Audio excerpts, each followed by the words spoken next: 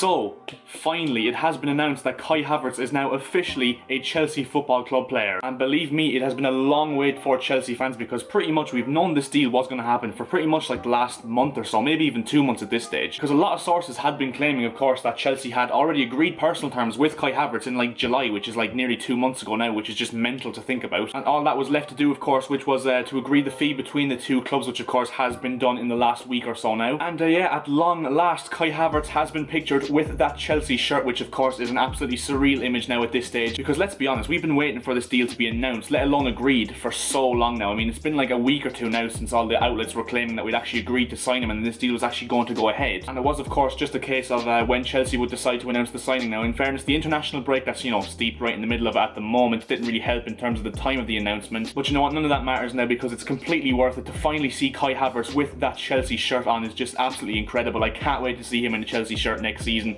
and of course we only have to wait a few weeks before we see that. So yeah, the fee agreed for Havertz to come to Chelsea, of course, is understood to be around £72 million plus about £20 million in add-ons, based of course on how Chelsea perform in the Premier League and the Champions League in the near future. And I know that's a lot of money for a player, of course. It is a record signing now after smashing Kepa's record as Chelsea's most expensive transfer ever. But let's make sure what we're getting now out of Kai Havertz, because we are getting, let's be honest, a generational talent. A 21-year-old German midfielder, of course, who's got bags of goals and bags of assists in him, and let's be honest, is going to be world class one day if he is coached right. And I think he'll be an absolutely instrumental member of Chelsea's team going forward, not only next season but also in future years after that. Seeing him alongside the likes of Hakim Ziyech, Christian Pulisic, Timo Werner and those kind of players, it's just going to be an absolute joy to watch at Stamford Bridge and of course other stadiums next season and beyond. I think one factor that is very, very important as well is the fact that we've known for ages now, Kai Havertz really wanted to join Chelsea. I mean, there's a lot of people saying that he wanted to join Chelsea more than we actually wanted to sign him, which is just incredible to hear. From a player who's got like a really big stature in football at the moment, it's just brilliant to hear how much he wanted to join Chelsea and be a part of the project going forward under Frank Lampard. And I think as well, you have to take your hat off to the likes of Roman Abramovich and Marina Granovskaya and even Frank Lampard and Petr Cech, who have been absolutely incredible in getting this deal over the line, as well as the deals for Werner, Ziyech, Chilwell, Thiago Silva and whichever signings we make in the future as well. Because the way we're being run as a club at board level at this moment in time, and for the long period of time now in the past, is just absolutely phenomenal, and I can't thank Roman Abramovich, Marina Granovskaya and everyone else involved around the club at this moment in time, because of course they're giving us a great summer here. And yeah, as you can see on your screen, this is what I think Chelsea's potential front line will look next season. So of course in that number 10 position you have Kai Havertz, probably alongside someone like Mason Mount or Mateo Kovacic or even Ruben Loftus-Cheek. Then on the right hand side we have of course Hakim Ziyech, signed from Ajax for a fee of around £37 million,